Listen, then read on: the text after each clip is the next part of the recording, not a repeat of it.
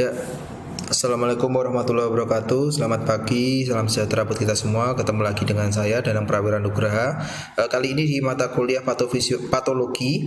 eh, Sebelum kita mulai perkuliahan kita pada pagi hari ini, ada baiknya kita berdoa dulu menurut agama dan kepercayaan kita masing-masing, supaya apa yang kita pelajari pada pagi hari ini ada manfaatnya, ada barokahnya, dan dapat memberikan manfaat bagi diri kita sendiri dan bagi masyarakat pada umumnya. Berdoa dipersilahkan. Ya, selesai. Kita mulai masuk ke perkuliahan. Oke. Oh, belum mau. Nah, ini adalah referensi yang saya gunakan pada materi patologi kali ini. Yang pertama adalah Robbins Basic Patologi. Yang kedua adalah Patologi and Therapeutic for Pharmacists. Jadi ada dua buku e-book ini yang saya gunakan sebagai literatur dalam mendukung perkuliahan kita pada semester ini ya.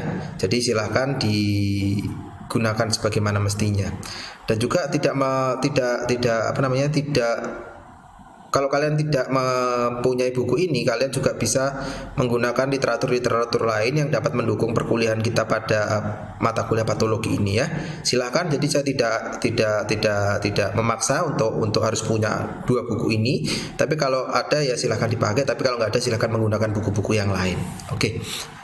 Berikutnya ini adalah topiknya untuk pertemuan 1 sampai dengan 8. Pertemuan 1 sampai dengan 8, yang 8 itu adalah ujian tengah semester. Pada pertemuan pertama ini kita akan membahas mengenai kita akan introduksi dulu atau pendahuluan dulu, kemudian pathological process in disease. Jadi kita ada pendahuluan, jadi nanti ada kontrak kuliahnya, bukan kontrak kuliah ya, peraturan perkuliahannya seperti apa, kemudian ada form penilaian itu yang paling penting. Yang kedua adalah proses-proses pada sistem pada patologi seperti apa. Kemudian cell injury, cell death and adaptation itu untuk pertemuan kedua. Untuk pertemuan ketiga ada inflammation and repair. Yang keempat hemodynamic disorder, thromboembolism and shock. Yang pertemuan kelima disease of the immune system, penyakit-penyakit yang berkaitan dengan sistem imun. Yang keenam adalah neoplasia. Yang ketujuh adalah environmental and nutritional disease. Yang kedelapan adalah midterm examination. Jadi pertemuan ke-8 jadi nanti sudah masuk ke ujian tengah semester. Jadi nanti bulan Maret Januari, Maret, awal bulan April kita sudah memasuki ujian tengah semester. Jadi tolong diperhatikan, nanti juga selain itu ada hal-hal yang perlu diperhatikan dalam mata kuliah kita kali ini. Yang berikutnya itu adalah yang pertemuan ke-9, itu adalah General Pathology of Infectious Disease, Heart and Blood Vessel, Hematopoietic and Lymphoid System. Yang pertemuan ke-12 adalah Oral Cavity, Gastrointestinal Tract, Liver and Gallbladder. Kemudian yang pertemuan ke-13 adalah tentang patologi pada endocrine system. Yang ke-14 Central Nervous System and Peripheral Nerve. Ke-15 muscle, bone joint, dan soft tissue tumor. Yang pertemuan ke-16 itu nanti akan ada final exam. Jadi final exam itu pada pertemuan ke-16. Jadi dalam satu hari itu kan ada 2 kali pertemuan ya. Dalam satu hari ada 2 kali pertemuan. Maka pada minggu ke-15 itu pada minggu ke-16 kita sudah memasuki ujian akhir semester. Jadi nanti bisa dihitung sendiri kapan ujian bisa diperkirakan sendiri kapan ujian akhir semester dan ujian tengah semesternya. Nah, ini untuk penilaian itu saya ada 30, 30 dan 40. 30% itu adalah ujian tengah semester, 30 dan 30 adalah ujian tengah semester dan ujian akhir semester. Kemudian yang 40% adalah penugasan. Jadi nanti setiap satu pertemuan itu nanti ada tugas yang akan saya berikan kepada kalian untuk untuk mendukung penilaian. Karena kalau kita hanya mengandalkan UTS dan UAS, saya yakin nilainya akan tidak maksimal dan kalian juga akan tidak mungkin akan sedikit menyepelekan mengenai ujian akhir semester. Berikutnya introduction ya, pendahuluan definisi. An account of disease start with a description is general nature, including the organ system affected and important feature that differentiated from similar condition the following. Nah, ini adalah definisi dari penyakit. Nah, ada dua contohnya. Yang pertama adalah hipertensi esensial. Itu adalah penyakit kronis yang berjalan secara perlahan, namun dia bersifat progresif pada sistem kardiovaskular, di mana terjadi peningkatan tekanan darah secara konsisten itu di atas populasi normal. Ya, menurut JNC 8 itu adalah kurang dari 120, lebih dari 120 itu sudah dikatakan memiliki tekanan darah tinggi atau hypertension, dan dikatakan esensial karena tidak diketahui penyebabnya secara pasti. Apakah penyebabnya peningkatan tekanan darah itu karena apa? Yang kedua adalah rheumatoid arthritis is a large severe chronic progressive inflammatory erosive polyarthropathy primary articular synovitis but with a systemic feature. Jadi ada yang kedua adalah penyakit rheumatoid arthritis, itu biasanya menyerang pada sendi-sendi dan dia pada banyak sendi, polyarthropathy. Oke.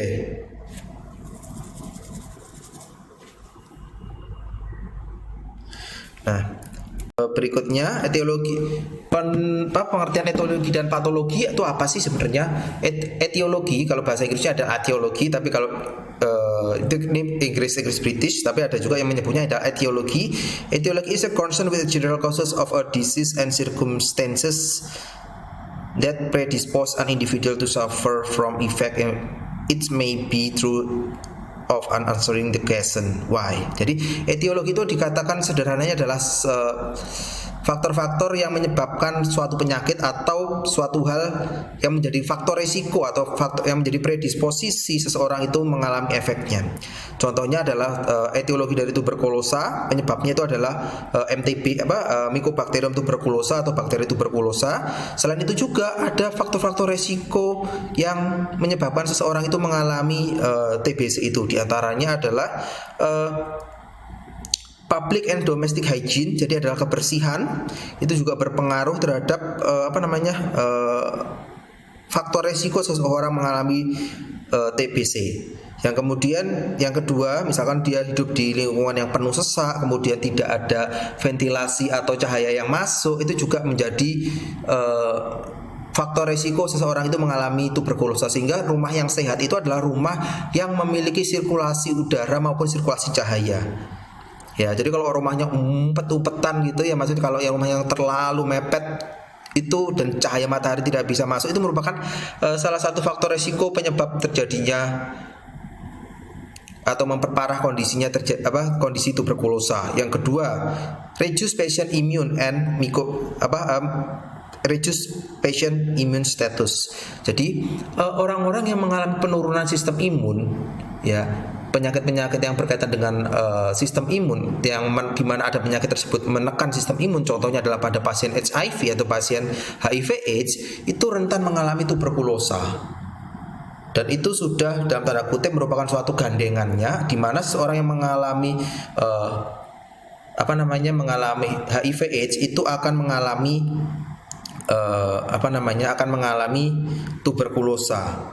Nah, yang berikutnya contohnya adalah cancer. Penyakit cancer itu biasanya dipengaruhi oleh predisposisi berupa genetik, kemudian viral infection, environmental toxin. Jadi penyakit kanker itu tidak hanya muncul serta-merta bedundu gitu ya. Jadi penyakit kanker itu juga muncul karena akibat predisposisi dari faktor genetik. Contohnya ada beberapa jenis kanker yang dia itu dalam tanda kutip merupakan faktor yang diturunkan, bukan penyakit turunan ya, tapi faktor kanker itu diturunkan dari orang tua ke anaknya. Nah, itu juga merupakan predisposisi atau faktor risiko mengalami kanker. Yang kedua, kanker itu juga bisa disebabkan oleh viral infection, infeksi virus. Yang sudah diketahui secara pasti sampai saat ini adalah infeksi yang disebabkan oleh HPV atau human papillomavirus. Human papillomavirus itu kalau pada laki-laki itu tidak se ekstrim pada wanita. Kalau pada wanita kalau mengalami infeksi HPV itu akan menyebabkan kejadian kanker kanker mulut rahim. Tetapi pada beberapa penelitian yang kemarin itu pernah saya baca, HPV itu juga dapat menyebabkan kejadian kanker lain. Contohnya adalah kanker nasofaring. Ya, kanker nasofaring pada laki-laki itu juga bisa disebabkan karena infeksi dari HPV ini tadi. Mungkin saja hal ini terjadi karena adanya seks yang dalam tanda kutip beresiko seperti itu. Kemudian juga faktor-faktor kanker yang lain juga disebabkan karena toksin-toksin yang ada di dalam lingkungan ini. Misalkan beberapa zat yang dapat menyebabkan atau memicu kejadian kanker. Kemudian essential hypertension involve obesity, salt intake, and stress. Jadi etiologi atau penyebab itu biasanya disebabkan oleh beberapa contohnya dari hipertensi di sini. Itu faktor risikonya adalah yang pertama adalah obesitas. Orang-orang yang gemuk atau terjadi peningkatan berat badan itu juga merupakan resiko mengalami hipertensi. Yang kedua adalah asupan garam yang berlebih, di mana seseorang yang mengkonsumsi garam secara berlebih per satu harinya, maka dia memiliki resiko untuk mengalami hipertensi.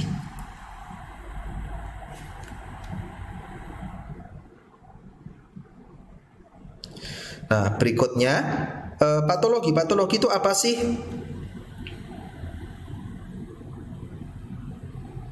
Nah, patologi itu adalah is a concern with the mechanism of a disease process, what the disease does and how does so. Jadi sederhananya kalau dikatakan patologi itu adalah, kalau kemarin fisiologi adalah bagaimana tubuh manusia itu berjalan sebagaimana mestinya, normalnya seperti apa. Nah, kalau patologi itu adalah bagaimana apa yang terjadi pada tubuh manusia saat seseorang itu mengalami sakit. Seperti itu. Ya, itu adalah patologi. Berikutnya adalah patofisiologi. Pathophysiology is a disease related its effect to the disruption of normal physiological function. Jadi, patofisiologi itu adalah hal yang berkaitan dengan gangguan pada fisiologi normal tubuh manusia. Sebagai contohnya adalah pathophysiology of essential hypertension involve the raised peripheral vascular resistance and probably an expansion of intravascular fluid volume. Jadi hipertensi esensial itu melibatkan terjadinya peningkatan tahanan perifer. Peningkatan tahanan perifer itu di antaranya adalah peningkatan mengalami vasokonstriksi, sehingga tekanan yang harus dilawan oleh jantung untuk mengedarkan darah ke seluruh tubuh itu juga akan semakin meningkat. Kemudian juga adanya expansion of intravascular fluid volume. Jadi orang yang mengalami hipertensi itu biasanya juga mengalami peningkatan jumlah cairan yang ada di dalam tubuh seperti itu. Itu adalah patofisiologi, sehingga normalnya kan nggak banyak cairan yang ada di dalam darah itu kan secukupnya ya, secukupnya. Jadi kalau orang-orang yang mengalami hipertensi itu biasanya terjadi peningkatan jumlah cairan yang ada di dalam tubuhnya. Kemudian berikutnya patogenesis dideskripsikan sebagai keterlibatan atau progresivitas dari suatu penyakit. Jadi namanya patogenesis itu adalah perkembangan atau progresi dari suatu penyakit tersebut.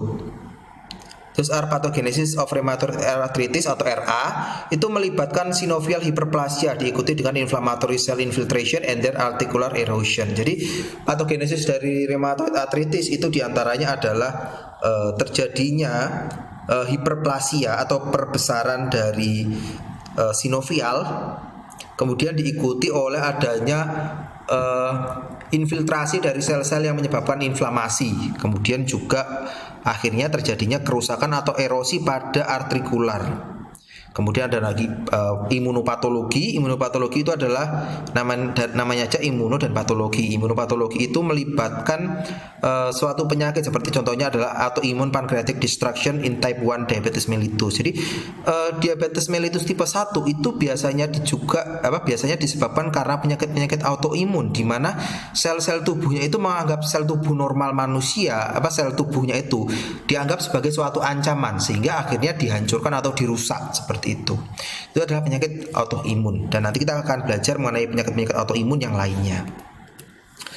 Epidemiologis nanti ini baca sendiri. Itu ada insiden, kemudian ada prevalence, morbidity, comorbidity. Itu apa sih dalam definisi dari dalam epidemiologi itu maksudnya apa? Kalau insiden itu apa? Misalkan insiden itu dikatakan sebagai number of new cases of a disease. Jadi adalah jumlah kasus-kasus baru suatu penyakit. Ada lagi namanya prevalensi. Prevalensi itu merujuk pada jumlah kasus aktif pada suatu penyakit pada suatu waktu. Morbiditas itu apa? Comorbidity itu apa? Nanti bisa baca sendiri. Nah ini nanti bisa dibaca sendiri. Ini juga terus saja ya, nanti bisa dibaca sendiri. Reversal nanti bisa dibaca sendiri. Oh ya, nanti untuk materinya akan saya berikan pada Google Drive. Nanti Google Drive silakan diakses di Google Drive ya. Bukan Google Drive, Google Classroom. Di Google Classroom nanti akan saya berikan melalui PJMK mengenai kodenya, nanti bisa dimasuk ke situ. Yes. Ya, oke. Nah, pathological proses yang terjadi patologi itu sebenarnya hanya melibatkan 4 mekanisme. Yang pertama melibatkan 4 proses. Yang pertama adalah proses inflamasi atau respon jaringan. Yang kedua sebentar. Yang pathological process ada inflammation, degeneration, neoplastic, and inherited disease. Contohnya kalau inflamasi itu adalah penyakit-penyakit infeksi, kemudian penyakit imunologi, kemudian juga penyakit-penyakit yang berkaitan dengan fisik. Contohnya adalah trauma, toksin, dan radiasi. Nah, penyakit-penyakit ini biasanya itu di akhir-akhir penyakitnya itu dikasih kata itis. Contohnya adalah atau fibrosis. Contohnya adalah rheumatoid arthritis. Itu penyakit yang melibatkan peradangan. Kemudian ada yang itis itu adalah penyakit-penyakit yang inflamasi. Ada lagi penyakit degeneration atau penyakit penurunan. Contohnya adalah inflammation ischemia. Contohnya adalah cell or tissue destruction. Contohnya pada myocardial infarction, renal failure, atau pada stroke. Kemudian adalah neoplastik. Neoplastik itu berkaitan dengan predisposisi atau faktor resiko yang berkaitan dengan onkogen. Atau onkogen itu ada penyakit onkologi, penyebab kanker. Kemudian adalah karsinogen dan lain sebagainya. Contohnya di sini adalah tumor, kanker, dan lain sebagainya. Nanti kita akan belajar juga apa sih antara beda tumor dengan kanker. Kemudian adalah penyakit-penyakit keturunan. Itu karena penyakit fault genetic code. Jadi gen itu mengalami kesalahan pada proses mengkodenya, itu akan mengalami kesalahan. Contohnya adalah organ malfunction seperti kegagalan fungsi organ, kemudian malformation, inborn error of metabolism, kemudian beberapa jenis kanker yang itu merupakan penyakit-penyakit yang diturunkan seperti itu. Nah, ini pathological process secara umum itu dibagi menjadi 3. Yang pertama adalah yang berkaitan dengan imunologi, yang kedua adalah berkaitan dengan inflamasi, yang ketiga adalah berkaitan dengan iskemia atau berkaitan dengan iskemi. Running through the each of those recurrent term failure of inadaptive mechanism, maladaptation, for example, infection or allergy is the response in the body trying to eliminate the foreign agent rather than its presence that may cause a major problem. Jadi pada beberapa penyakit itu terjadi karena adanya maladaptasi atau ketidakmampuan tubuh itu untuk beradaptasi terhadap penyakit terhadap zat-zat atau agen-agen yang masuk ke dalam tubuh. Seperti contohnya di sini adalah infeksi dan alergi. Kalau infeksi seperti yang akhir-akhir ini lagi marak itu misalkan pada pasien COVID, itu kalau misalkan tubuhnya itu tidak mampu beradaptasi atau tidak mampu untuk mengeliminasi virus yang masuk ke dalam tubuh, maka akan muncul suatu penyakit. Kalau misalkan kita menganggapnya seperti contohnya adalah pada COVID seperti itu. Nah, kan kemarin kalau kita lihat ada beberapa kasus di mana orang-orang tersebut mengalami seperti orang OTG, orang tanpa gejala, itu kan dia terinfeksi tapi tidak muncul gejala klinis yang serius seperti itu. Itu karena dalam tanda kutip tubuhnya mampu beradaptasi oleh infeksi atau zat-zat asing yang masuk ke dalam tubuh kita. Nah, yang berikutnya adalah alergi. Contohnya berikutnya adalah maladaptasinya. Misalkan orang-orang yang mempunyai alergi terhadap suatu hal, contohnya adalah alergi terhadap susu. Pada umumnya orang-orang yang mengkonsumsi susu itu kan tidak mengalami gejala-gejala alergi, tetapi karena adanya maladaptasi atau kegangguan dalam adaptasi di dalam tubuhnya, orang yang mengalami intoleransi laktosa, kalau mengkonsumsi laktosa di dalam susu, itu dia dapat mengalami suatu reaksi alergi yang akhirnya dia akan menyebabkan mencret-mencret dan lain sebagainya. Nah, immunological process themselves can sometimes be harmful than beneficial. Seperti contohnya adalah pada reaksi alergi yang serius. Nah, ada juga penyakit autoimun. Penyakit autoimun di mana tubuh itu antibodi yang ada di dalam tubuh dan cell of the immune system attack the body on tissue. Jadi di dalam tubuh manusia itu kan terdapat suatu zat yang namanya antibodi. Nah, antibodi dan sel-sel yang ada di dalam tubuhnya itu dia tidak mampu mengenali atau tidak bisa untuk mengenali sel-sel normal yang ada di dalam tubuh. Sehingga sel-sel yang seharusnya dia tadi normal ada di dalam tubuh dianggap sebagai suatu ancaman atau suatu bahaya seperti itu. Nah, inilah yang dikatakan sebagai penyakit autoimun. The fundamental tissue to respond in injury inflammation, but in the response is excessive, it may do more damage than original injury. The consequences of inflammation are far-reaching and underlie many disease states. Consequently, much of this chapter is devoted to the consideration of inflammation and closely related immunological process. Nah, berikutnya adalah degenerasi sel is another major of pathological process and represent a cellular response to injury. Nah, degenerasi itu adalah respon yang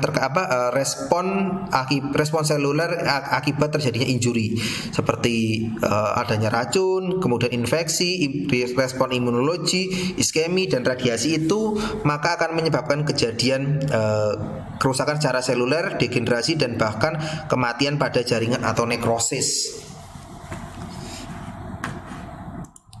Berikutnya, nah ini ada imunitas spesifik dan non spesifik. Nah,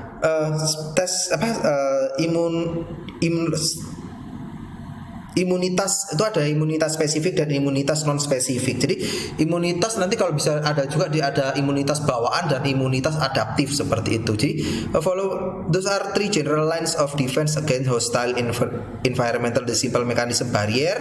Jadi tubuh manusia itu diciptakan oleh Tuhan Yang Maha Esa itu dengan berbagai macam pertahanan. Yang pertama adalah beberapa barrier atau penahan yang ada di dalam tubuh, seperti contohnya adalah kulit manusia itu merupakan mechanical barrier atau pertahanan mekanik, sehingga zat-zat yang ada dari luar itu tidak mungkin masuk ke dalam tubuh manusia. Yang kedua, complex but not specific initiate defense mechanism including inflammatory reaction, the function of the white cell and complement system of the blood. Jadi ada beberapa mekanisme kompleks tetapi dia tidak spesifik, itu dia akan melindungi tubuh manusia dari lingkungan-lingkungan yang tidak bersahabat. Seperti contohnya adalah reaksi inflamasi. Reaksi inflamasi itu sebenarnya itu adalah reaksi normal di dalam tubuh untuk mengeliminasi zat-zat yang atau gangguan-gangguan yang ada di dalam tubuh manusia. Akan tetapi kalau pada kondisi tertentu respon inflamasi itu menjadi suatu hal yang bersifat kontraproduktif. Ya, itu malah menjadi suatu masalah. Seperti contohnya tadi adalah pada penyakit rheumatoid arthritis. itu menjadi suatu hal yang sangat kontraproduktif sebenarnya. Kemudian ada sel-sel darah putih yang bertindak sebagai suatu tentara. Ya, nanti ada lagi komponen-komponen darah seperti komponen-komponen darah seperti namanya NK sel, kemudian fagosit dan lain-lain. Itu juga merupakan suatu suatu tentara atau suatu perlindungan yang ada di dalam tubuh manusia untuk mencegah zat-zat atau agen-agen lain itu untuk masuk ke dalam tubuh manusia. Yang ketiga itu adalah respon imun yang kompleks tapi dia tidak spesifik. Yang ketiga adalah specific immune defense mechanism. Jadi mekanisme-mekanisme tertentu yang spesifik ada di dalam tubuh itu yang berperan terhadap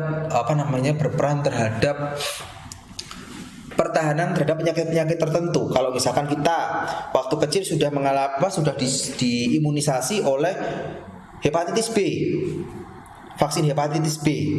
Nah, vaksin hepatitis B itu adalah suatu suatu hal yang dilakukan oleh manusia untuk mendapatkan imunitas terhadap infeksi dari virus hepatitis B tadi. Nah, kalau kita sudah disuntik oleh vaksin hepatitis B, maka kedepannya kalau misalkan ada hepatitis B yang mencoba untuk masuk ke dalam tubuh, maka tubuh akan mengenali, oh ini hepatitis ini. Langsung aja dihajar, langsung aja dibunuh seperti itu. Langsung aja dienyahkan dari tubuh manusia. Tetapi kalau misalkan hepatitisnya dalam tanda kutip menang dengan adanya mekanisme pertahanan tubuh dari manusia tersebut, maka masih ada sel-sel yang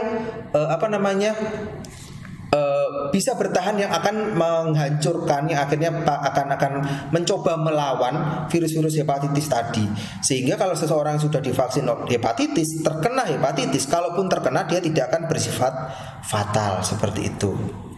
Nah, following exposure of infection, the reaction of develop against the organism concern the change of reinfection in the same species is usually slight. The reaction is non-specific acquired immunity, which may due to circulating antibody, humoral immunity, or to the specific sensitized cell atau cell mediated immunity.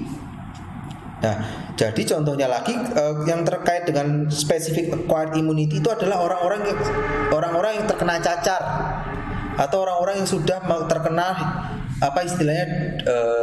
demam berdarah.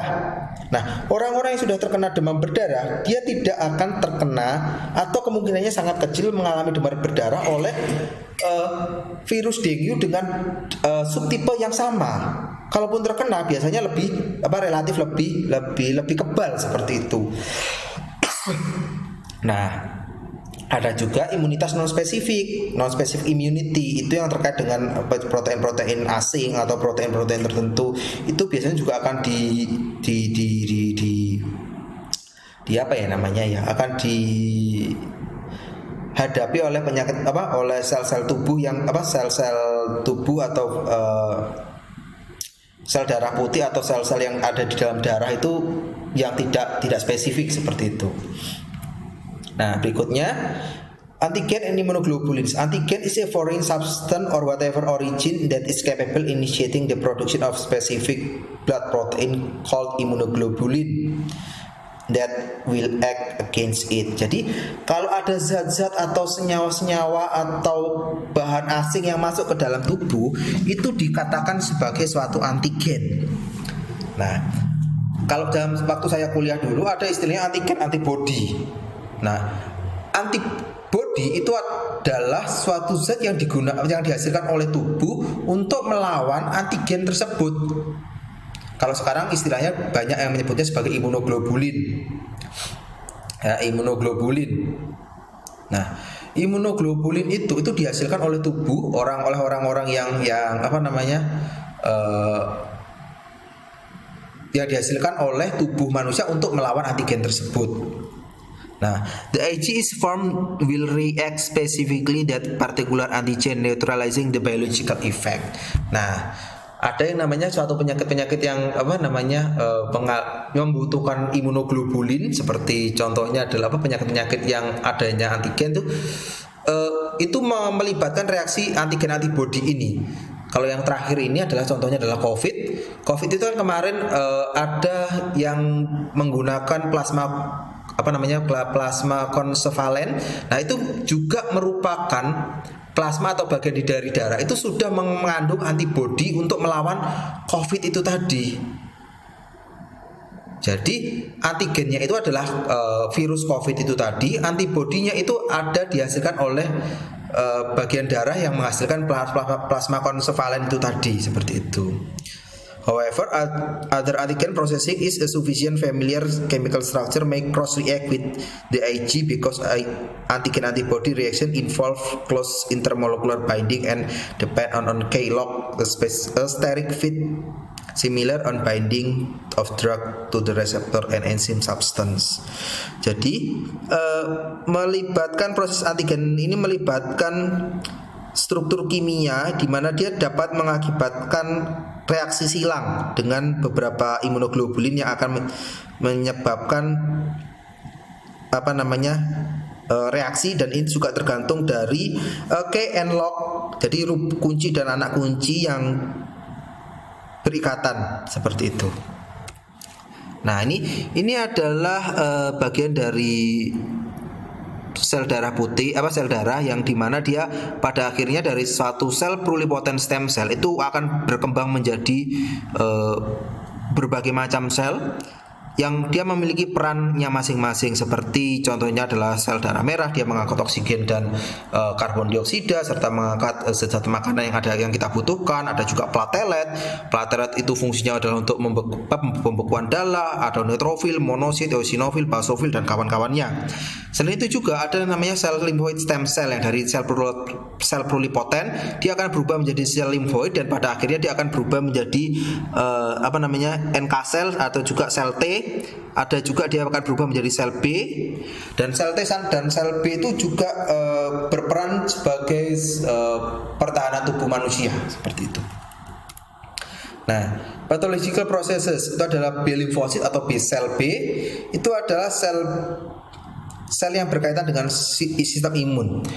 Mature B cell produce Ig and so responsible for humoral immunity. They originated in the bone marrow and after activation it contact with antigen undergo clonal expansion and mature into plasma cell which produce an Ig that reacts specifically with the same priming antigen. Jadi sel B ini bukan sel beta ya, sel B atau limfosit B ini adalah sel yang bertanggung jawab untuk memproduksi antibodi tadi. Ya, memproduksi imunoglobulin itu yang bertanggung jawab terhadap humoral immunity. Dan sel B itu kerjanya termasuk yang lambat, paling akhir dia kerjanya, karena dia menghasilkan respon yang spesifik.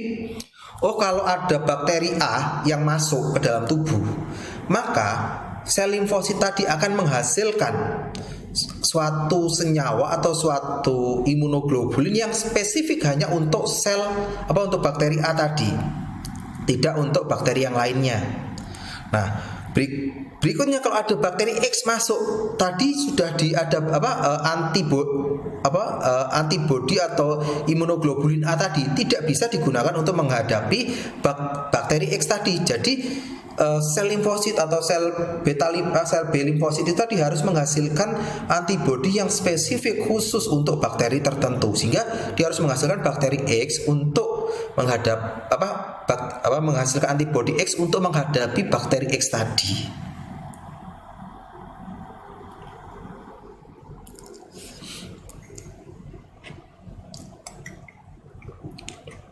Nah, sel B itu juga memiliki, however, a small number of activated B cells do not differentiate produce Ig, but process in germinal center in lymph nodes become memory cell and respond repeatedly to subsequent challenge with same antigen.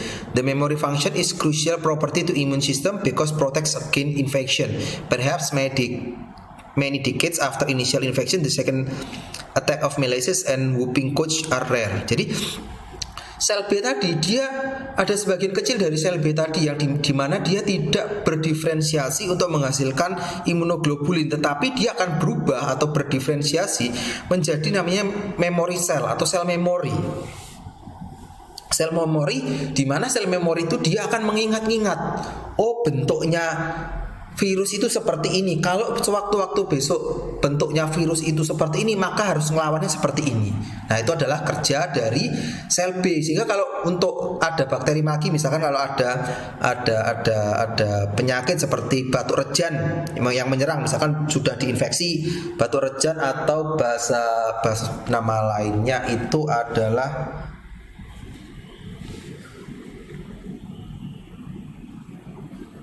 sebentar, saya cari dulu nama lain dari batuk rejan itu apa.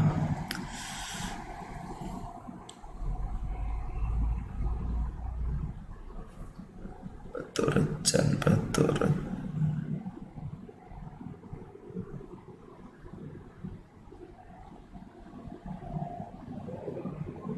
Pertussis.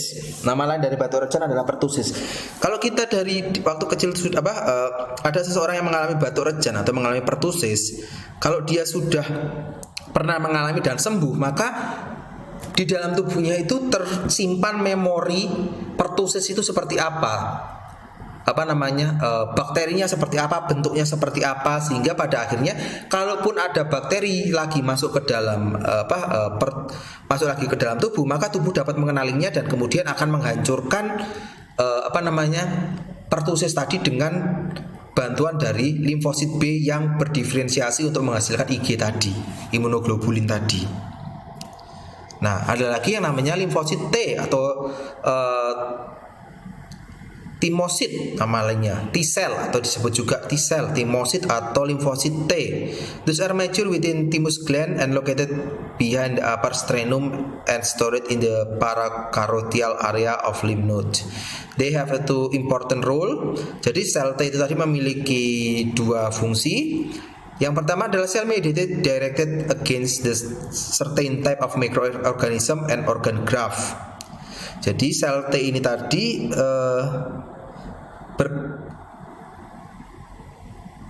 berkaitan juga dengan cell mediated immunity, terkait dengan beberapa mikroorganisme.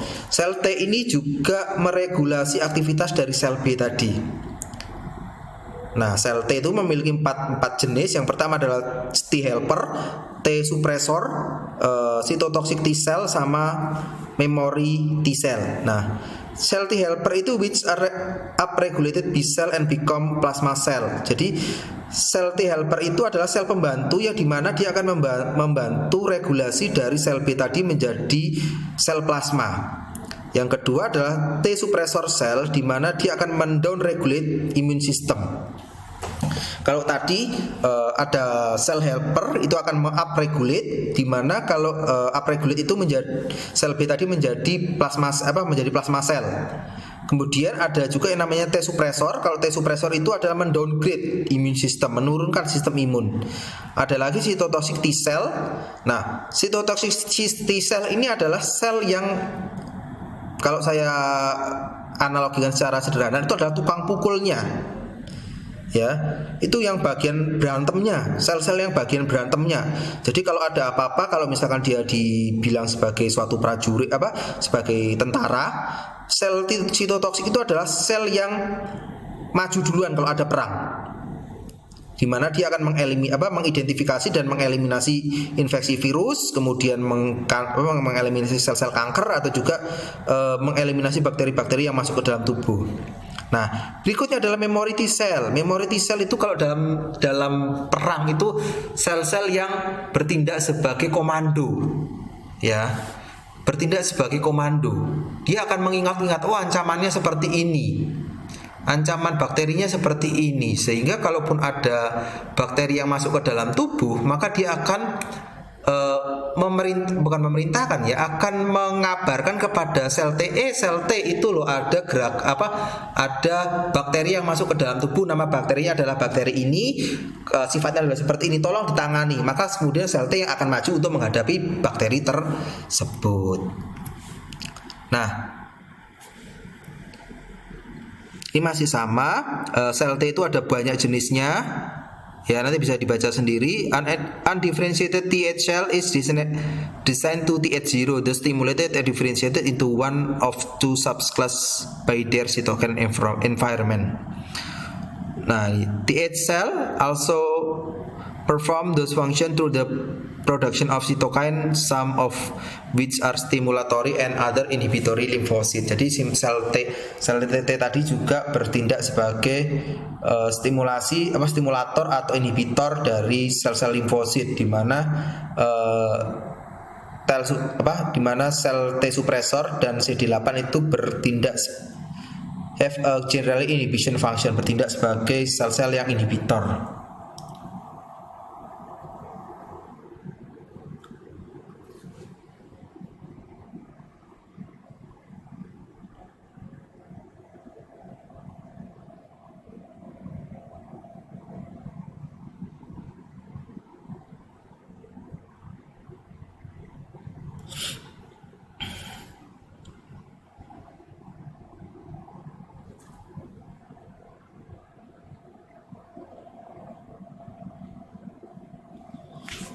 Oke, berikutnya di sini adalah ini masih sama. Ada yang namanya di dalam sel T itu juga ada yang namanya sel CD atau cluster of differentiated antigens are specific by genes of the major histocompatibilities complex. Nanti bisa dibaca sendiri. Oke, ini berikutnya adalah yang non spesifik. Itu adalah monosit. Those are form of bone marrow and migrates via bloodstream to various body tissue and which mature into macrophage. Jadi monosit itu dia terdapat di dalam sumsum tulang. Kalau dia sudah masuk ke dalam darah, maka dia akan berubah menjadi yang namanya adalah macrophage. Kalau sudah berubah menjadi macrophage, dia akan bertindak sebagai sel-sel yang akan menghancurkan ancaman-ancaman lagi yang masuk ke dalam tubuh manusia.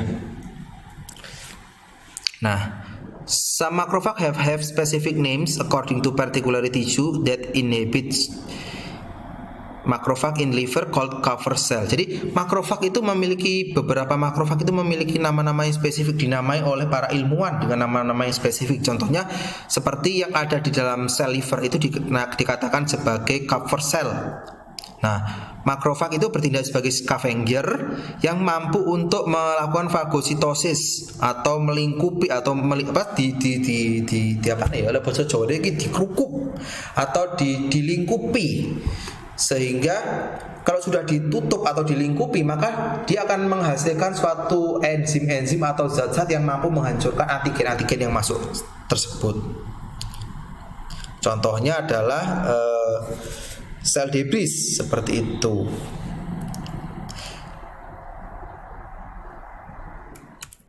Nah, ini adalah sitokin yang dihasilkan oleh tubuh. Ada interleukin, ada interferon, ada TNF dan lain sebagainya. Nanti bisa dibaca sendiri di PowerPoint yang sudah saya siapkan di Google Classroom, bukan Google Drive ya, di Google Classroom. Nah, ini adalah namanya, berikutnya adalah neutrofil. Neutrofil itu nama lainnya adalah PNM, polimorfonuklear. Ya, itu adalah salah satu jenis dari leukosit. Karena dia memiliki banyak inti dan dia memiliki have a very variable appearance even resembling string of beads. Berikutnya adalah eosinofil. Eosinofil itu juga merupakan salah satu bagian dari sel darah putih, di mana dia bertindak sebagai bertindak sebagai zat yang akan bereaksi terhadap reaksi alergi, kemudian juga adanya infeksi dari beberapa bakteri, kemudian juga adanya jamur. Kalau sudah adanya infeksi jamur, maka yang bertindak adalah eosinofil dan juga beberapa jenis protozoa seperti itu. Nah, berikutnya adalah eosinofil. Eosinofil itu juga berperan penting terhadap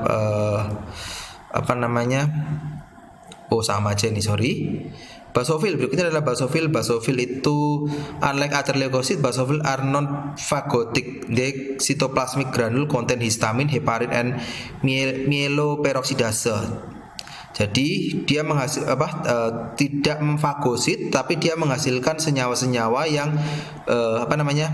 diantaranya adalah histamin, heparin, mieloperoksidase. Nah, because of they have high affinity IgE receptor, they play role in anaphylactic type allergy reaction.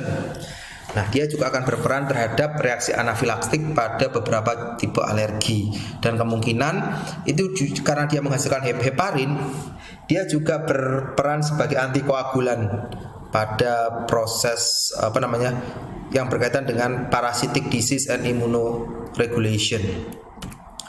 Berikutnya ini adalah beberapa antibodi yang dihasilkan oleh tubuh. Ada IgG, IgM, IgA, IgA, dan IgD.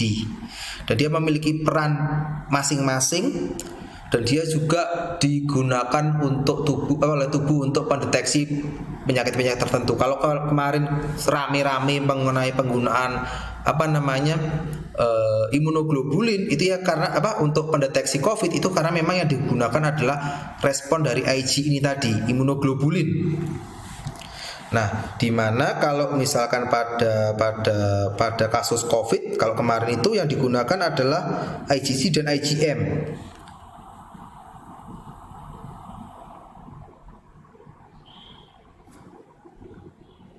Ya, dimana IgG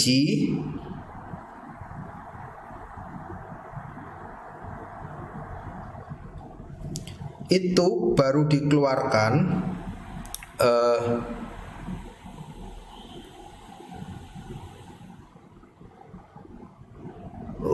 sebentar.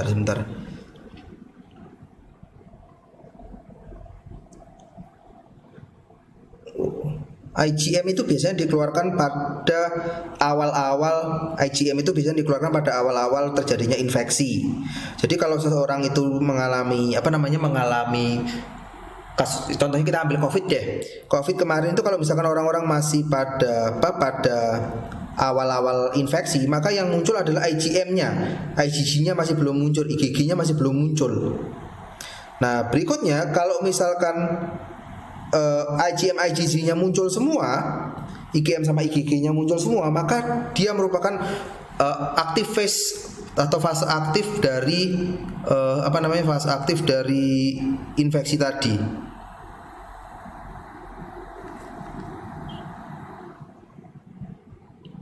Ya, jadi kalau ada IgM dan IgG-nya itu muncul semua, berarti bisa dikatakan itu sudah aktif terinfeksi COVID seperti itu. Nah, tetapi kan kemarin pada akhir-akhirnya penggunaan imunoglobulin bukan sel ya, tapi lebih ke arah imunologi, pemeriksaan imunologi tidak digunakan lagi karena memang banyak menemukan false positif dan false negatifnya seperti itu. Berikutnya, nah ini adalah mekanisme dari humoral immunity, nanti bisa dibaca sendiri dari misalnya antigen, ada namanya APC, antigen presented to lymphocyte. Jadi kalau misalkan ada antigen masuk, itu dia dikenalkan dulu, ditangkap dulu oleh APC. Dari APC kemudian dia diperkenalkan ke sel TH tadi. Nah, sel TH, nanti sel TH itu dia akan melibatkan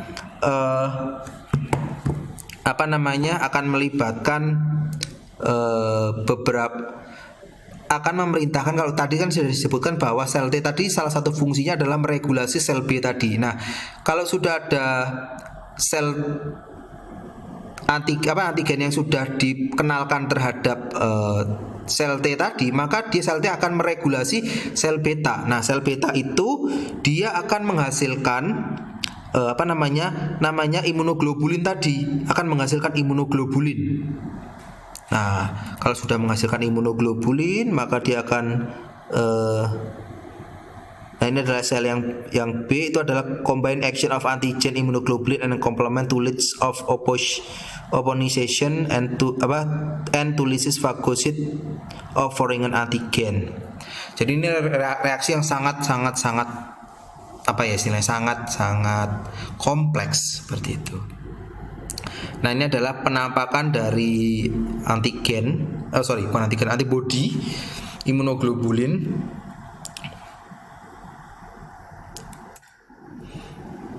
Humoral immunity antibody production when an antigen present to B cell belonging to correct down. The B cell multiply and mature into plasma cell, which produce appropriate IG. Jadi ketika antigen tadi yang dipresented atau yang dikenalkan oleh sel T tadi ke sel B tadi sudah dikenalkan, maka sel B itu akan menghasilkan klon yang pada akhirnya dia akan menghasilkan menghasilkan plasma sel. Yang akhirnya dia akan menghasilkan imunoglobulin yang sesuai. Nah, inilah kenapa ke orang-orang yang sudah pernah mengalami mengalami penyakit COVID kemarin disarankan oleh pemerintah untuk mendonorkan plasma darahnya tadi, karena di dalam plasma darahnya tadi dia sudah sudah membentuk yang namanya imunoglobulin.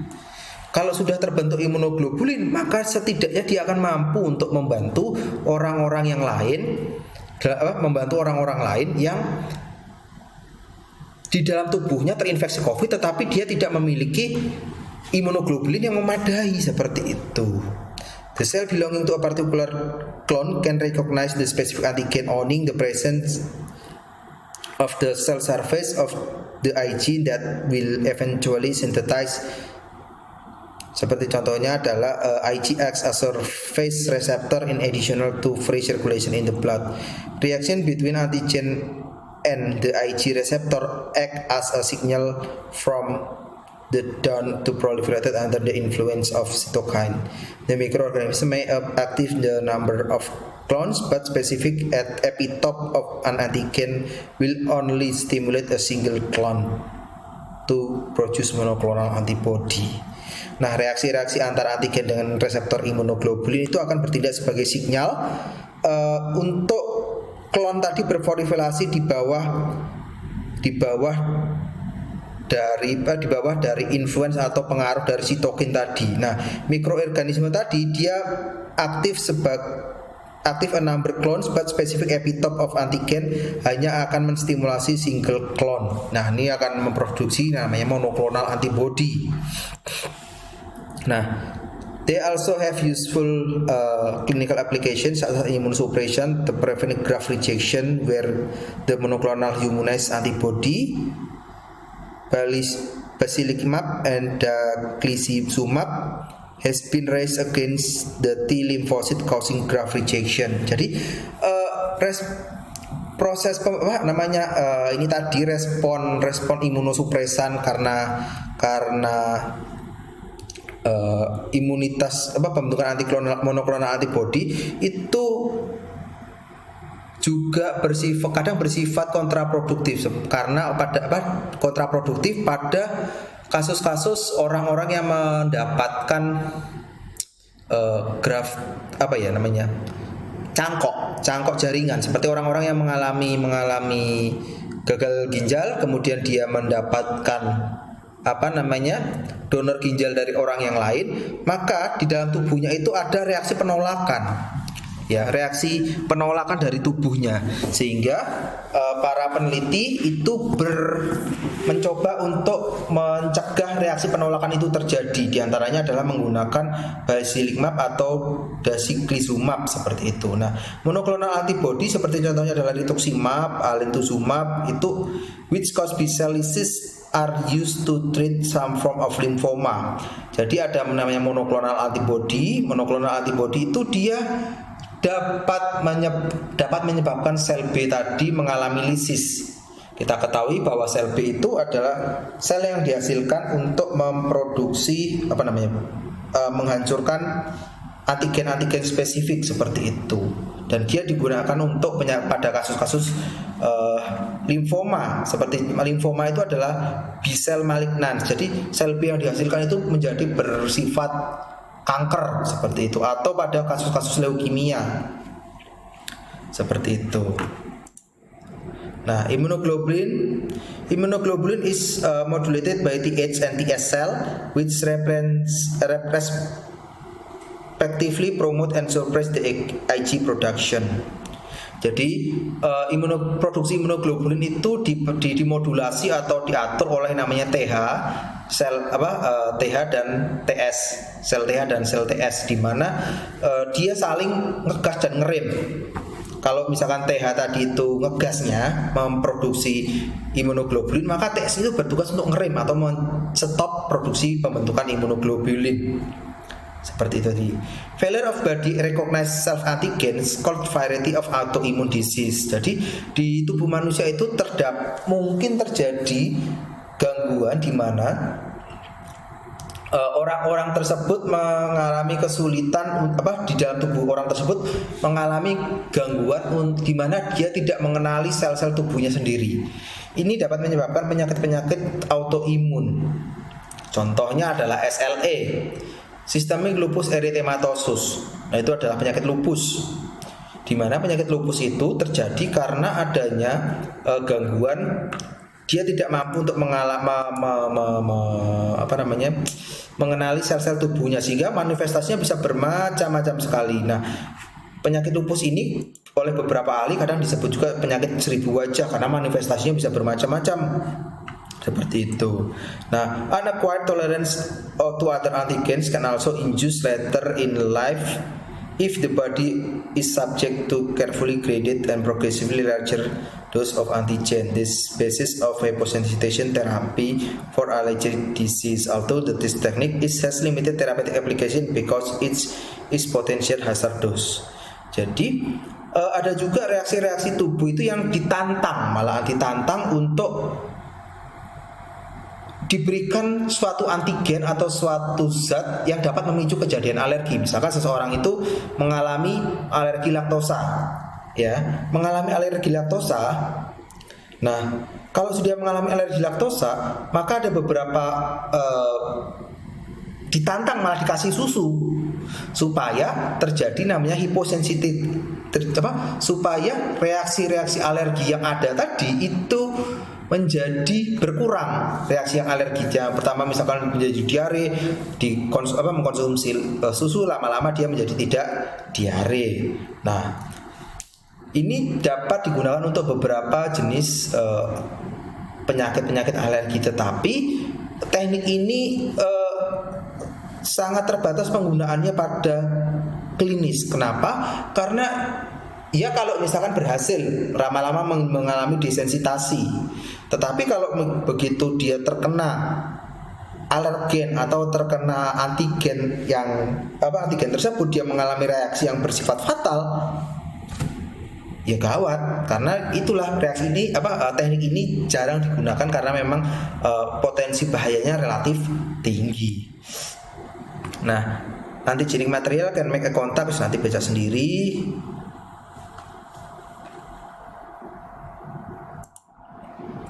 Nah, ini adalah humoral antibody dan IG-nya dan kawan-kawan. Nanti bisa dibaca sendiri. Imunopatologi, nanti bisa dibaca sendiri. Oh, sorry. Ini penting nih. Yang ini penting. Immunology potential problem with immune system.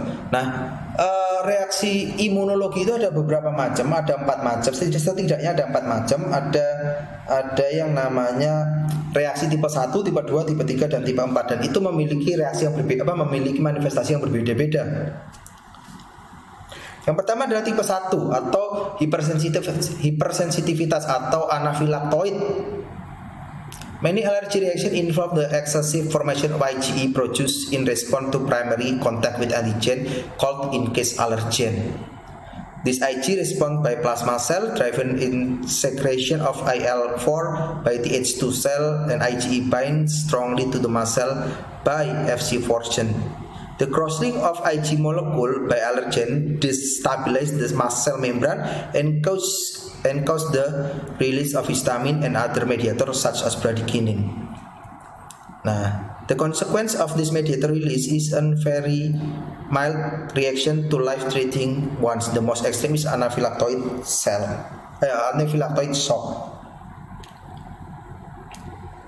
Nah, ini adalah reaksi yang pertama, reaksi anafilaktoid atau reaksi hipersensitivitas atau reaksi alergi. Nah, reaksi alergi tadi misalkan contohnya adalah laktosa. Nah, kalau laktosa masuk ke dalam tubuh, maka tubuh akan menghasilkan IgE yang berlebih.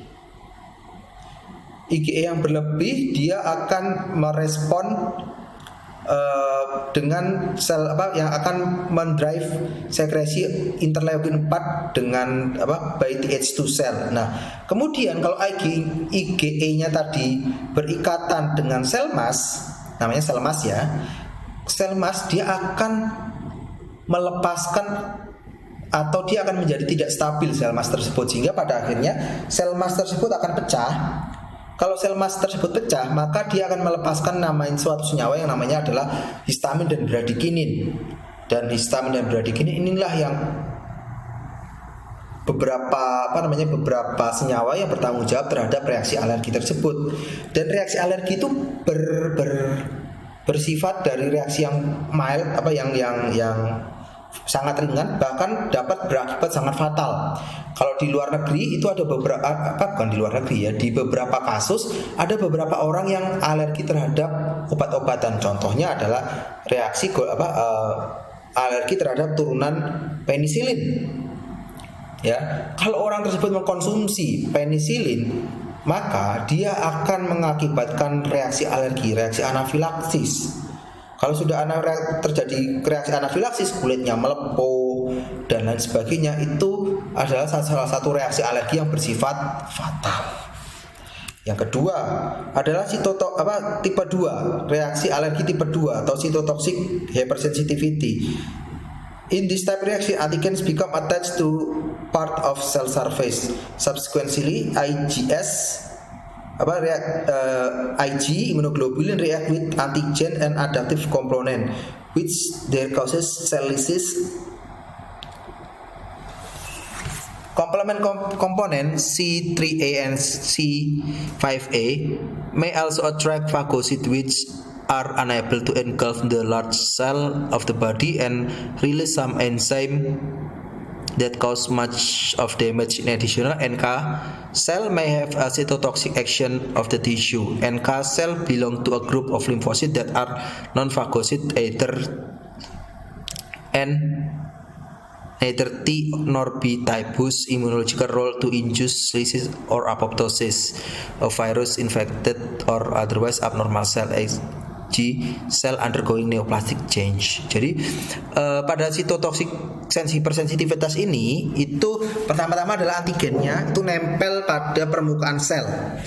Kemudian imunoglobulin itu akan bereaksi dengan antigen yang nempel di dalam sel tersebut dan akan mengaktifkan komplemennya tersebut, which causes cell lysis. Nah, jadi kalau komponen tadi sudah aktif, maka dia akan melisiskan sel yang ada di dalam yang tertempel oleh antigen tersebut.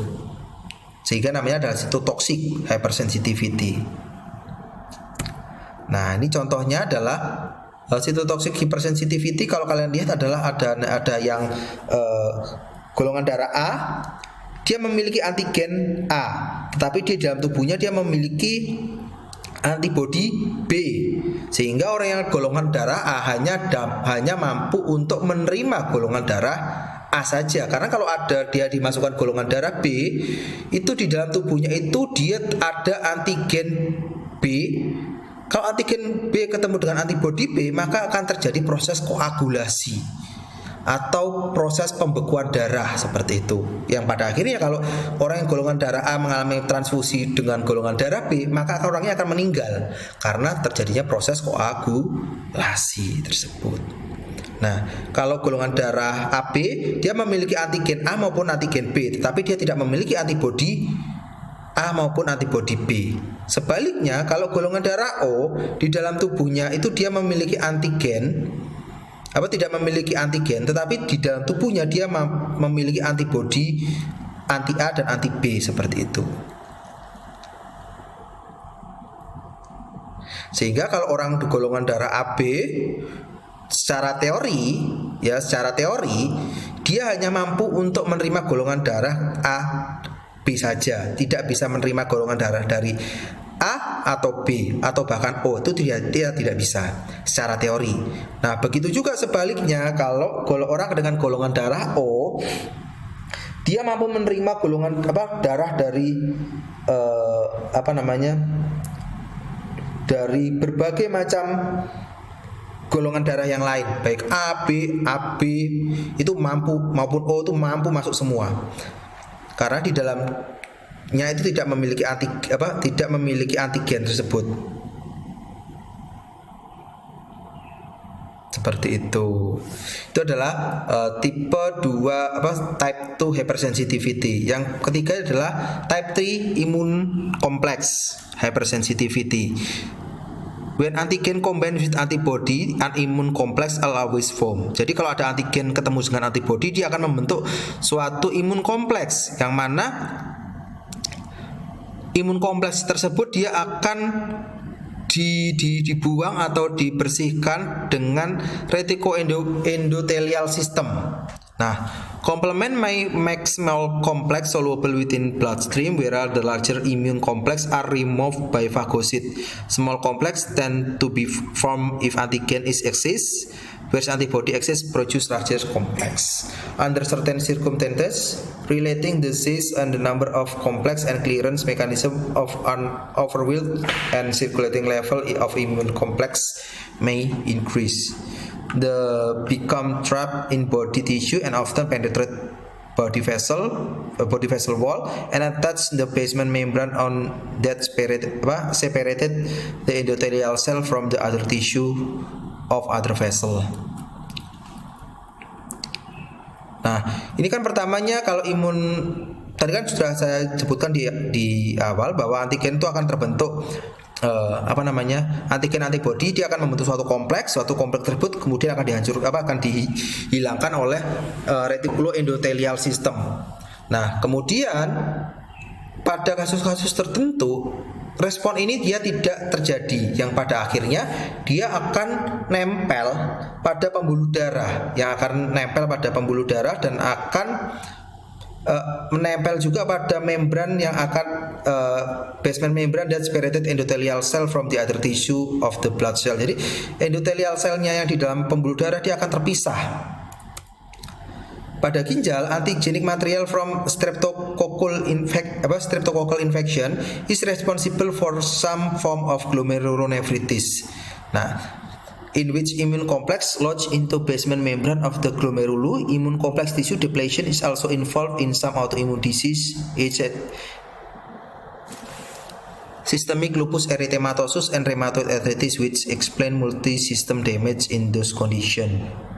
Kalau pada ginjal, contohnya itu adalah beberapa material atau pada Streptococcus dia akan membentuk ikatan dengan antigen antibodinya tadi, sehingga dia nempel pada bagian ginjal yang akhirnya akan memicu kejadian glomerulonefritis.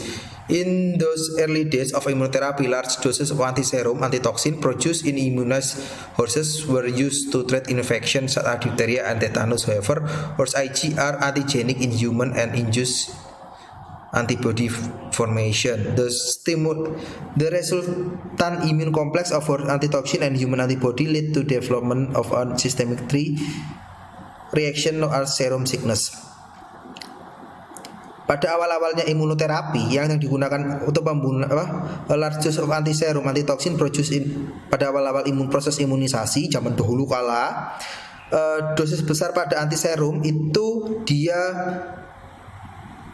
vaksin tetanus dan difteri itu kan diproduksi dari kuda dulu, Dek. Jadi tetanus sama difteri itu dimasukkan ke dalam tubuh kuda, kemudian di serumnya itu tadi diambil, dan kalau sudah diambil kemudian disontekkan pada manusia, maka akan menimbulkan reaksi tipe 3 ini tadi, atau dikatakan sebagai serum sickness. Yang berikutnya adalah tipe 4, type 4, cell mediated hypersensitivity. However, in some manifestation of hypersensitivity, symptom may not occur for 1 or even weeks after antigen exposure. This seen quite frequently in allergic contact dermatitis. Kalau yang tipe 4 itu tipenya yang delay. Kalau 1 2 3 tadi cepat. Begitu terpapar antigen, maka akan muncul reaksi hipersensitivitasnya. Tetapi yang keempat ini muncul beberapa minggu atau beberapa bulan setelah terpapar antigen. Nah, where allergens such as metal earring in watch strap may have been contact within skin for some time before the inflammation is observed. The product Contohnya ini adalah orang-orang yang memiliki alergi terhadap metal tertentu, misalkan pada orang yang memakai jam, kalau dia alergi terhadap metal-metal tertentu pada jam, maka dia baru munculnya proses inflamasi pada lengan itu beberapa waktu setelah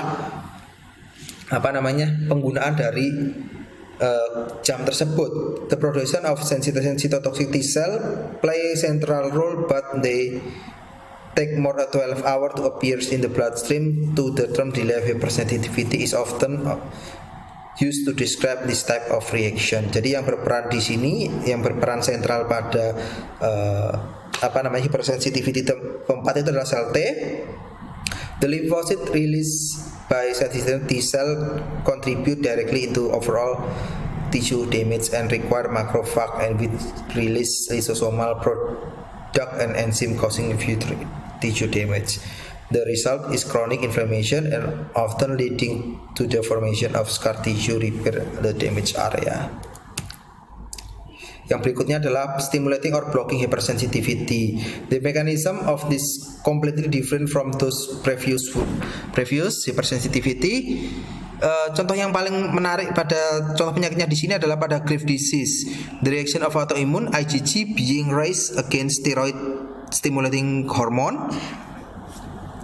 The IgG has a similar effect of THA, stimulating the thyroid cell and secrete excessive amount of thyroid hormone, resulting hyperthyroidism and causing pathogenic of a sign staring eyes exothalamus. Jadi contohnya di sini adalah hipersensitivitas akibat sensitivitas atau blocking terhadap suatu hal. Contohnya di sini adalah Graves' disease.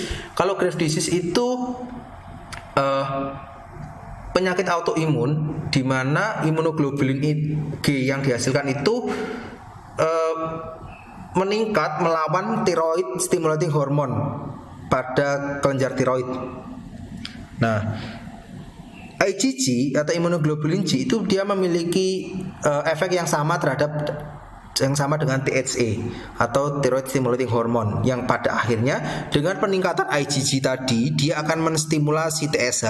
Kalau TSH-nya terpicu, maka dia akan menghasilkan hormon tiroid dalam jumlah yang sangat banyak, yang akhirnya akan menyebabkan hipertiroidism atau hipertiroid.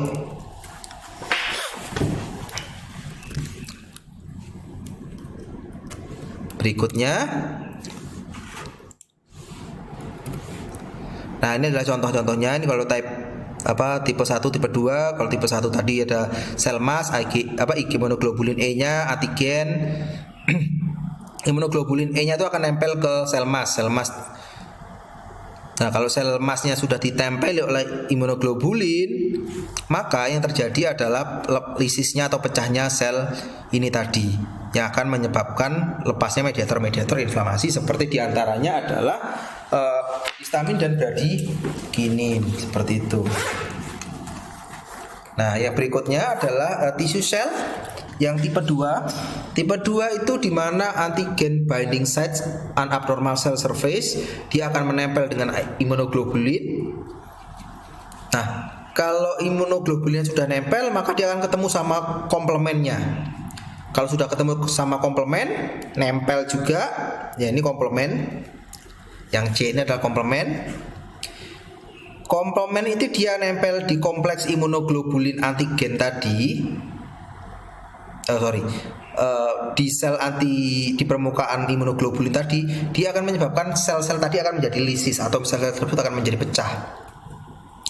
Kalau ini yang tipe 3 nanti bisa dibaca sendiri. Imunoglobulin, antigen, komplemen ngumpul jadi satu, kemudian nempel pada sel-sel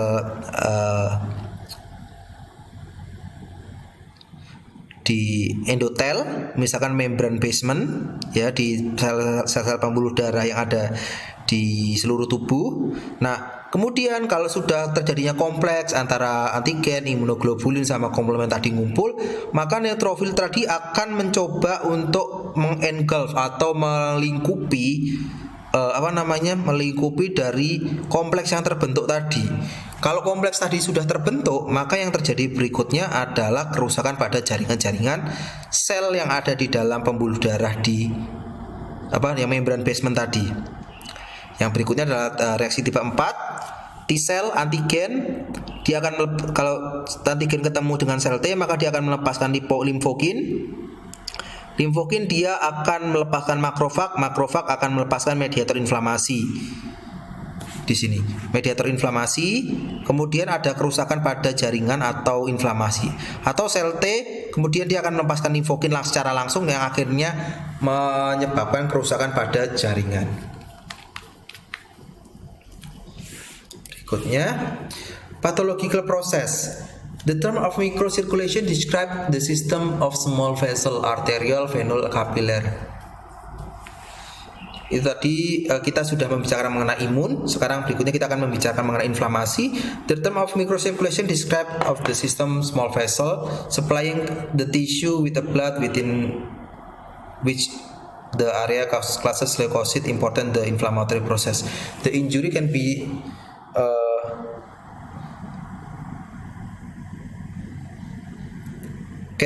any sort of damaged tissue, either traumatic, heat, radiation, immunological, or infectious. The function of inflammation reaction is limit and eventually resolve, such as injury in physical injury.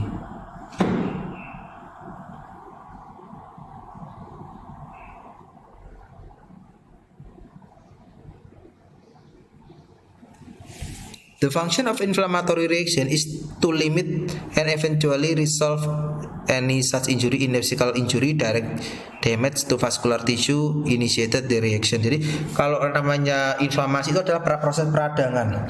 Proses peradangan itu juga bisa sembuh dengan sendirinya, tetapi pada kondisi-kondisi tertentu dia tidak mampu untuk sembuh dengan sendirinya, yang akhirnya menjadi malah kontraproduktif. Berikutnya seperti ini, injury. Ini yang berkaitan effect of injury in microcirculation. Injury kalau ada kerusakan kemudian akan menyebabkan direct damage. Maka kalau terjadinya kerusakan pada jaringan,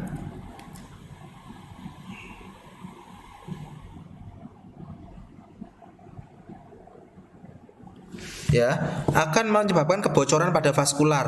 Nah, kalau kebocoran pada vaskular, maka akan menyebabkan eksudat plus cell migration. Akan terjadinya perpindahan pada sel-sel dan eksudat tersebut. Kalau pada injury, axon reflex, arterial vasodilatation, kemudian akhirnya pada eksudat and plus cell migration dan lain sebagainya. Nanti bisa baca sendiri. Nah,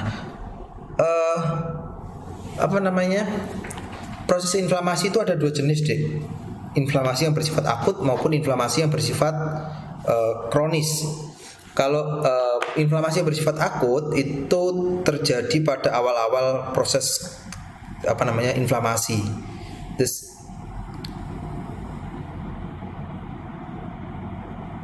The sequence of events with Lewis triple response, a flush, flare, and wheel. Jadi kalau tanda-tanda inflamasi itu biasanya ada 3 yang umum atau Lewis triple response. Itu biasanya kalau seseorang mengalami inflamasi mengalami radang itu biasanya ada ditandai oleh tiga hal. Yang pertama adalah panas. Kalau bahasa Latinnya adalah rubor, dolor, kalor. Di mana rubor itu menjadi berwarna kemerahan, kemudian kalor itu berasa hangat atau panas. Dolor itu adalah bengkak. Jadi di mana kemudian di situ ada terjadi pembengkakan seperti itu. The triple response resolve completely in a few hours and therefore simple example of acute inflammation. The major pathological feature which hyporemia, exudate, and leukocyte migration. Nah, ini adalah beberapa mediator-mediator yang terlibat dalam inflamasi, yang diantaranya adalah histamin, kemudian PFA, platelet anti-infecting factor, IL-8, CRP, Kemudian prostaglandin leukotrien, ini yang menjadi target aksi dari beberapa obat-obatan untuk penghilang rasa sakit atau NSAID. Kemudian ada vasoaktif polipeptide, ada komplement juga, seperti itu. Nih akut inflamasi. Yang berikutnya setelah dari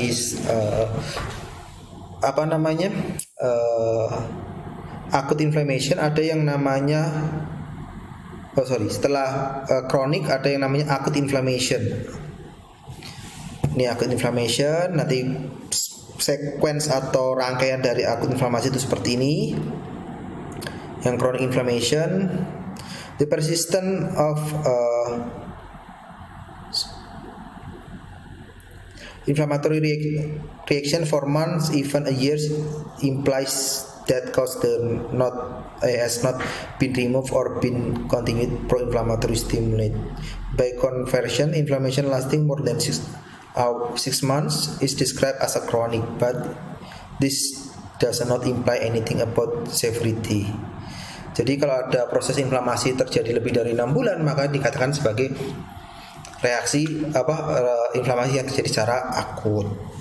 A part of this duration, two main feature distinguish chronic acute inflammation, leukocyte involved and acute fibrosis. Jadi pada proses inflamasi yang bersifat kronis itu terjadi leukosit itu terlibat dalam proses inflamasinya. Selain itu juga terjadi proses pada fibrosisnya. Terjadi proses fibrosis.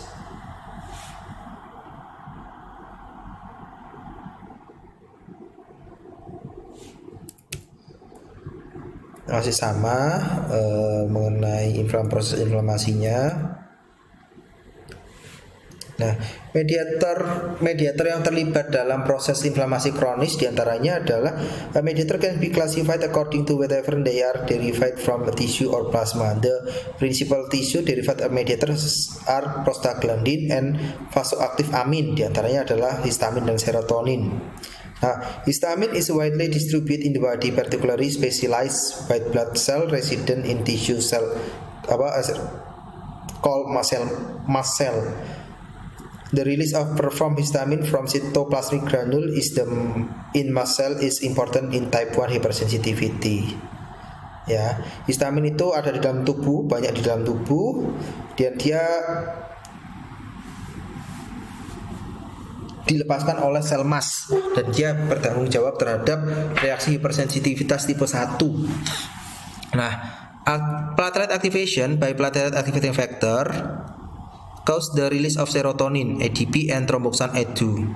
ADP release causes conformation and change in the platelet fibrinogen receptor, glycoprotein GP2B and 3A complex, enabling platelet to bind fibrinogen, leading eventually to the formation of stable fibrin plaque. Jadi kalau yang namanya tromboxan dalam platelet, kalau misalkan terjadinya kronik inflamasi, maka juga dilepaskan namanya tromboxan A2. Nah, tromboxan A2 itu dia berperan terhadap pembentukan yang namanya benang-benang fibrin tadi. Benang-benang fibrin tadi berfungsi untuk menstabilkan sebagai jaring lah, kalau enaknya ngomong sebagai jaring yang akan menutup luka yang terjadi atau menutup inflamasi yang terjadi.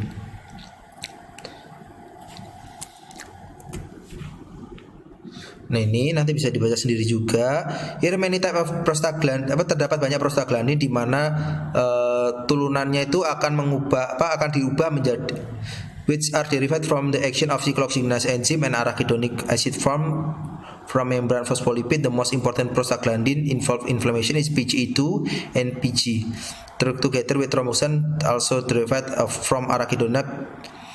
Those constitute the class of the mediator known as acidic lipid. Jadi prostaglandin itu dia akan dirubah oleh namanya enzim cyclooxygenase yang akhirnya berperan akan menghasilkan prostaglandin E2. Ya. Prostaglandin E2 inilah prostaglandin E2 dan prostaglandin ini adalah yang berkaitan dengan proses inflamasi. The other major two classes of mediator is vasoactive polypeptide bradykinin and complement are both derived from plasma. The C3A and C5A fragment have been the most active inflammatory process. The C5A fragment also appears to initiate histamine release, the action of the both kinins and histamine potentiated the prostaglandin. Nanti baca sendiri wes. Nah, iskemia is the definisi of blood deficiency of blood supply to tissue. Jadi iskemia itu adalah kekurangan jaringan, aliran darah kepada jaringan. If the deficiency is sufficiently severe and prolonged, the tissue eventually dies. Necrosis, the most common general cause of failure, is the blood flow resulting from obstruction or cardiovascular insufficiency. Jadi kalau misalkan jaringannya tersebut mengalami iskemi yang berkepanjangan, maka akan terjadinya namanya nekrosis. Nah, kalau nekrosis itu sudah benar-benar mati. Jaringan tersebut sudah benar-benar mati. Nah, penyebab utama gangguan pada aliran darah ini biasanya terjadi karena adanya sumbatan atau pada cardiovascular insufficiency. Misalkan terjadinya trauma atau adanya luka yang besar. Misalkan orang yang mengalami kecelakaan kemudian dia mengalami perdarahan. Kalau dia sudah mengalami perdarahan yang cukup panjang, maka itu akan mengakibatkan iskemi pada beberapa organ-organ yang penting. Contohnya adalah di otak, kemudian di ginjal, di jantung dan lain sebagainya. Itu adalah cardiovascular insufficiency, atau juga terjadi karena adanya sumbatan atau obstruction. Sumbatan ini bisa terjadi karena adanya plak aterosklerosis yang menumpuk pada pembuluh darah. Kalau plaknya itu menumpuk pada pembuluh darah di otak, maka akan mengakibatkan stroke, dan kalau misalkan menumpuk pada pembuluh darah yang ada di jantung, maka akan menyebabkan serangan jantung. Seperti itu.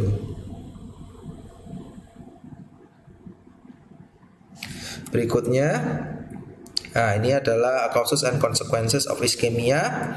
Baca sendiri dah. Nah, ini juga bisa dibaca sendiri. Oke, ini berikutnya iskemia. Nah, thrombosis in coronary artery, it may cause myocardial infection. Myocardial infeksi kalau yang di koroner, kalau yang di otak tadi dikatakan sebagai stroke penyumbatan, stroke iskemi. Kalau di jantung dinamakan koronari penyakit serangan jantung. Kalau di otak itu dikatakan sebagai stroke. An area necrosis of an organ resulting from ischemia is termed infarct, which may occur is almost organ and tissue. Jadi area-area yang terjadi, jadi jangan bingung, nanti ada yang namanya necrosis, ischemia sama infarct, itu adalah terminologi yang mirip-mirip tetapi berbeda. Kalau iskemia itu adalah kekurangan asupan oksigen, jadi masih bisa dikatakan hidup nggak hidup, mati nggak mati, seperti itu kalau iskemia. Kalau namanya nekrosis itu sudah kematian jaringan, sudah kematian. Tetapi kalau dia matinya karena iskemia, itu dikatakan sebagai infark. Ya, itu yang paling penting. Jadi antara nekrosis, kemudian iskemi dan infark itu hampir mirip-mirip, tetapi berbeda. Ya. Oke, nah ini adalah contoh dari iskemia dan infark pada beberapa jaringan. Ini misalkan nekrosis, infark, dan iskemi. Jadi kalau orang-orang yang mengalami frostbite itu juga bisa mengalami iskemi pada ujung-ujung jari, atau orang-orang yang mengalami diabetes yang sudah menaun dan kadar gula darahnya tidak terkontrol, itu dia juga akan mengalami iskemi pada jaringan-jaringan seperti ini. Nah, nanti bisa dibaca sendiri. Oke, ini untuk tugas yang pertama, untuk pertemuan pertama. Tadi kan sudah saya jelaskan, untuk setiap pertemuan nanti akan ada tugas.